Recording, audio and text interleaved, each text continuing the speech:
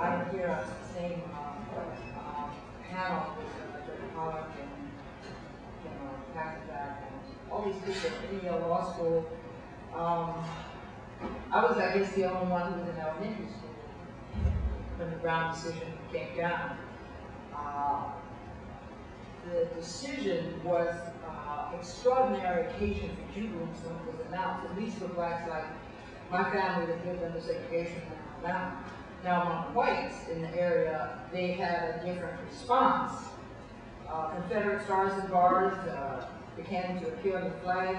White politicians' careers depended on leading massive resistance to school integration, and the establishment in the South geared up for a total rejection of the Supreme Court's authority over their schools. Now, the Brown II decision that came a little later immediately called for the segregated districts to admit students on a non-discriminatory basis, quote, with all deliberate speed. This opposition to ending segregation is a totally profound repudiation of the application of that decision to any district other than those in the court. And so by 10 years after that landmark decision, it was less, or a mere 2% of Southern black students were attending integrated schools.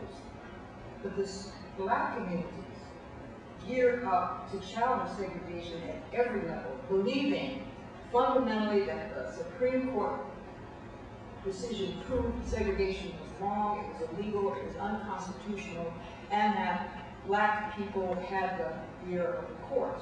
So public accommodations, libraries, beaches, movie theaters, buses, restaurants, all became the target of boycotts, lawsuits. Everything was being thrown into the pot, and this was going on actually in a very lively way in my hometown, which was Tuskegee. And I remember we going to meetings and boycotting, and that seemed to be what we did. However, by the time the actual decision, I was in elementary school in the United States, in Tuskegee, in a school called Children's House. It's part of Tuskegee Institute. It was a model school that actually had been started by Booker T. Washington. Because my father was on the Tuskegee Institute faculty, he directed something called the Rural Run Council. But by the time the decision actually was rendered, we had left. My father had gone to the Foreign Aid Mission in India. And so, 1954, I'm going to quote a bit from a memo that I've been working on. That year that we arrived in New Delhi in 1954, waves of revolt against white domination were crashing against colonial governments and threatening to crack the foundation of the world into which I was born. More than 100 years of European rule ended in Indochina when the French colonial army suffered its final defeat at Indian Creek.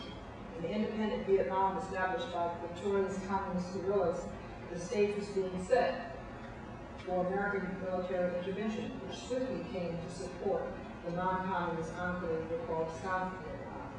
That very same year, Colonel Gamal Abdel Nasser, charismatic leader of Egypt's Arab nationalist revolution, became the head of state in the midst of the upheaval over British control of the Suez Canal.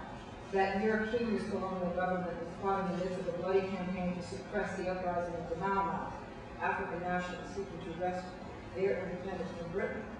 In November 1954, Algerian soldiers turned revolutionaries fired the first shots in their own war of independence from France. So back in the United States, it was the Supreme Court that struck down racial segregation in public schools as unconstitutional, shattering a centuries-old badge of black inferiority and setting in motion another surge of the freedom struggle that had been simmering among blacks since the end of the Civil War. It was not that my friends and my classmates back in Tuskegee would never know that Africans and Asians were rising up against white rule, but they would never know that feeling of being immersed in a culture governed by a dark-skinned minority. They were being trained like vines on a trellis to bend into an intricate racial etiquette never imagined how they, just like those black, brown, and yellow people who were winning national independence, could govern their own country. Their parents couldn't even register to vote, much less witness a transfer of state power to colored hands. Although I did not try to articulate it then, by living in India, when premises crucial for Southern culture was destroyed, those striding assertions of inherent superiority of whites and all those subsidiary designations of people of color being inferior were so false. As I could see in the culture of language, where people carried themselves with such dignity, and the evidence of their majestic past was everywhere. And even the most backward system that Alabama segregationists had devised could not forever stem the tide of change that the social revolutions now transforming Asia had set in motion, no matter how viciously they fought to keep their old ways. Now, when we look back at that unanimous Brown decision, I think the thing to celebrate, what I can celebrate above all, is that victory to this strategic plan and phenomenal devotion of Charles Hamilton Houston, who died prematurely before the case was departed. But it was his devotion, his brilliance, his commitment that had generated the brain power, trained most of the NAACP attorneys, and it was his life that he gave to ending legalized segregation. Before he died, he expressed a concern that I think is very important for us to recognize. He said that he had no doubts, he was confident that the legal civil rights would be won. But the question was, what conditions, under what conditions would they be exercised, given the nature of the government of the United States?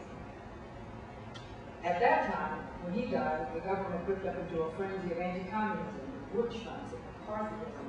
The opposition to segregation was frequently criticized as communist-driven, communist-led, or against what they then called so quaintly the American way of life. Now, at that time, the world in Africa was colonized, the world in Asia was colonized. Here within the United States, the world that blacks lived in was a suppressed, degraded, and colonized world, even though we didn't use that terminology. But people were rising up to demand for self-respect, to exercise self-defense, and self-determination. In one word, what we call, my movement, liberation. The United States government was on the wrong side of most of these struggles, aligned with colonial powers in France, Britain, Portugal, and in too many ways with these white racist Southern oligarchies. It seemed when President Kennedy, John Kennedy, was elected, that there was going to be a new era in which America's position might change. However, just before that June evening, when President Kennedy, just the same June evening, when President Kennedy announced a national slogan, he was going to ask Congress to pass the Civil Rights Act. NAACP leader Medgar Evers was murdered in his front door in Jackson, Mississippi. President Kennedy was assassinated in Dallas. He promised to bring the troops home from Vietnam at Christmas. Then Lyndon B. Johnson became the next president. The summer of '64 in Mississippi, we saw the murder of freedom students Andrew Goodman and Mickey Schreiner, along with James Chaney. February '65, we saw the assassination of Black nationalist leader Malcolm X at a meeting of the organization he founded in Harlem, called the Organization of African American Unity. Later that year, in April, the Los Angeles section, black section of Los Angeles called Watts, there was a huge uprising. Euphemistically, in the press called the Watts riot. It was on August 17th. It was just a few weeks after the 1965 Voting Rights Act was signed. So here we are, the civil rights movement has the legislation it wanted, the Supreme Court has given the decision the movement wanted, and people are in the streets. These are the days that I think Taylor Branch calls the King years, when the Vietnam War's polarization and the upsurge of social protests held center stage in America. There's also a different side to the story, it's rarely told, that is carried in the folk memories and the personal histories of thousands of black people, and it's about the escape and defeat of slavery, escape from and eventually defeat slavery. And I mention this because I think it's significant that Charles Hamilton Houston was the proud grandson of remarkable African Americans, Thomas Jefferson Houston and his wife, Catherine Teresa Kirkpatrick, who had both been fugitive slaves.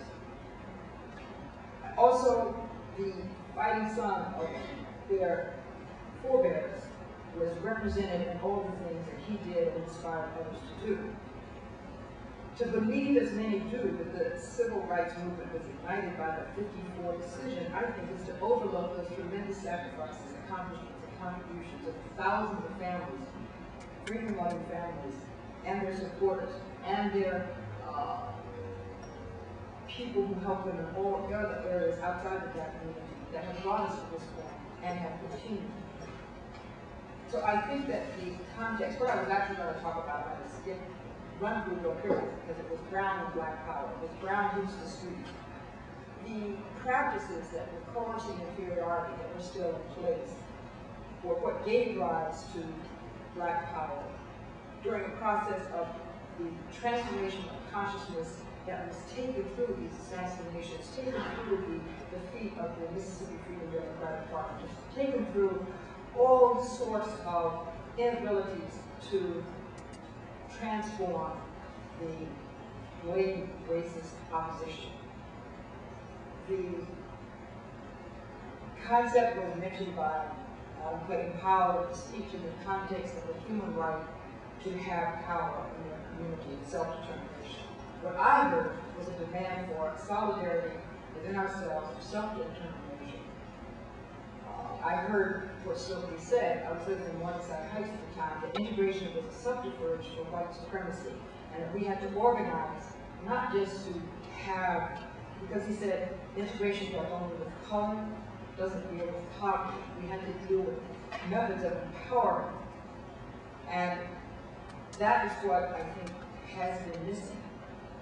I was one of those thousands and thousands of people who are in groundswell of support, who simultaneously wanted to change the consciousness and change society, developing a new way, a new set of possibilities, confident, filled with love for Black people, those who are back in the Black is beautiful days. And I just want to conclude by saying, after many years of exile and activism, I came back to the United States in the late 1970s. And that was when it hit me that my appreciation of what we saw as the colonial status of Blacks in the Black Panther Party, so obscured by this democratic language and this notion of second-class citizens. It was revolutionaries who repudiated that. We said, we are not second-class citizens, we are subjected to a form of domestic colonialism, that history, our economic position, and race collide. We're not trying to become first-class citizens, we're trying to have liberation. But what became so clear to me after coming back was that my own experience as a child in Alabama, and that's just not me, anybody who was there, was so obscure, is that Alabama, living there was like living in a third world country. It was a colony of the larger industrialized United States. So effectively, I was living in a colony, and my people were colonized. But the problem is, now, and many of you here might understand this, or maybe a new way of explaining something you already see. I'm very stunned now to see how Alabama has gotten to be a lot more like the rest of the United States. Race has been dethroned from its ultimate position. Unfortunately, the rest of the United States seems to have gotten a lot more like Alabama, like a third world country dominated by these massive multinational corporations that generate vast disparities in domestic wealth. So we're all up against it, and oligarchy. And we all need to find ways of empowering and transformation to bring this democracy to fruition. Thank you.